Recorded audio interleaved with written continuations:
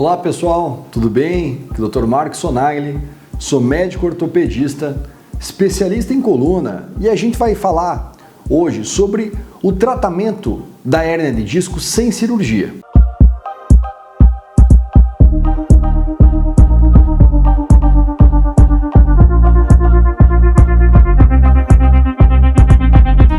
Então, primeiro de tudo, o mais importante é que a gente possa ter um diagnóstico correto.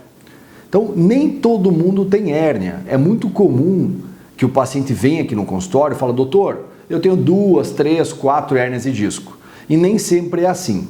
Então, primeiro de tudo, a gente tem que fazer uma consulta, avaliar o paciente e baseado numa anamnese, que é uma conversa, no exame físico e no exame de imagem, que é uma ressonância, a gente consegue definir se o paciente realmente tem uma hérnia de disco ou não.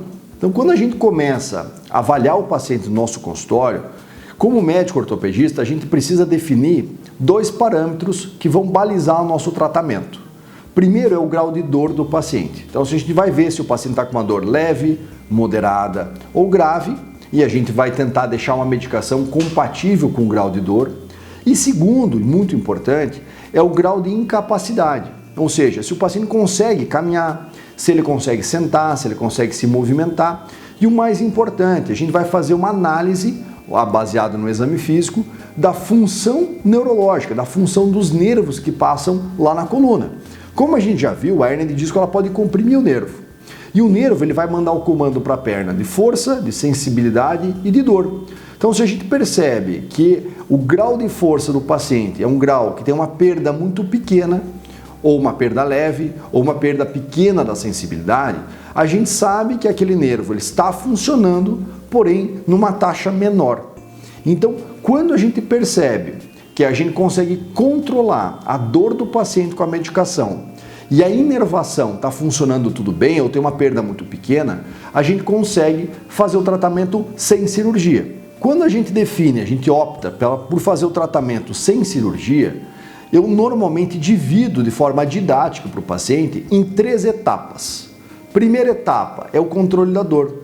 Então a gente precisa aumentar o uso da medicação ou adequar o uso da medicação. Claro, depende se o paciente tem alguma alergia ou algum efeito colateral. Então a gente ajusta a dose da medicação para a gente controlar a dor do paciente. Normalmente a dor é mais intensa nos primeiros 10 a 15 dias, quando a gente tem um estado de inflamação próximo do nervo. Com a dor mais controlada, a gente volta a avaliar o paciente e ver se a função do nervo continua intacta. Então, a dor sob controle e o nervo, por mais que ele esteja apertado ou comprimido pela hérnia, se o nervo continuar funcionando tudo bem, a gente mantém, depois desses 15 dias, o tratamento sem cirurgia, que inclui fisioterapia, osteopatia, que é uma técnica de fisioterapia, uma reabilitação motora, sessões de acupuntura, a gente mantém a medicação, bolsa de água quente para relaxar a contratura muscular. Então a gente tem uma fase de tratamento com reabilitação, até que a hérnia cicatrize. Porque o que é muito importante o paciente saber é que 90 a 95% das vezes as hérnias são muito pequenas, né? Ou uma hérnia média, ou seja, uma hérnia que causa uma dor intensa no começo, mas uma compressão neurológica muito pequena. Então essas hérnias, que são pequenas a médias, representam 90 a 95% dos casos. O tratamento ele é sem cirurgia. É com fisioterapia, com medicamento, com reabilitação. E nessa linha, normalmente, a hérnia ela começa a cicatrizar num período entre 45 e 60 dias, podendo se estender. Tudo depende do tamanho da hérnia, porque se é uma hérnia muito grande, ela causa muita dor, ela causa muita compressão e eventualmente a gente tem que ir para a cirurgia. Agora, se é uma hérnia pequena ou média, normalmente nesse período a gente começa já a ter essa cicatrização da hérnia. Então a gente vai mantendo o tratamento até que a hérnia cicatrize e depois que a hérnia começa a cicatrizar, a gente já tem sinais de que o movimento do paciente está melhor, de que a função do nervo está ok, de que a dor do paciente já diminuiu e a incapacidade é muito mais baixa, a gente já pode passar para a terceira etapa do tratamento, que inclui o reforço da musculatura, principalmente a musculatura do abdômen, da lombar, que é o que a gente chama de musculatura do core. É a musculatura que ajuda a sustentação da coluna. Quanto mais sustentação eu tenho pela musculatura, menos pressão vai lá no disco. E aí o disco continua cicatrizando ao longo do tempo.